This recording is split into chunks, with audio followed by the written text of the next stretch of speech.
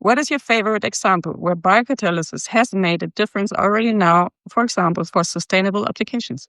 One interesting example is this candy, a chocolate that is solid on the outside but liquid in the inside when you eat it, and that uses biocatalysts, an enzyme inside to keep it liquid.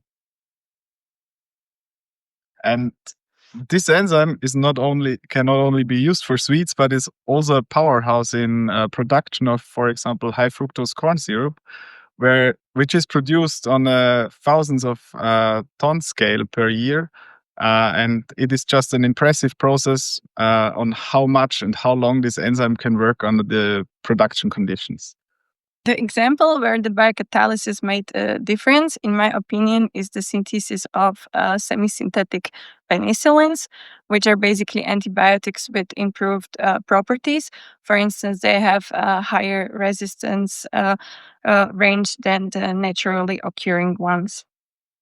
Something that I found really interesting as a biocatalytic process, which was enabled at the end of 90s, was the production of sitagliptin, which is a drug for diabetics people, and it was before done with a rhodium based hydrogenation of amine, but nowadays is produced by biocatalysis. So enabling a greener process which will allow people with diabetes to have a better treatment.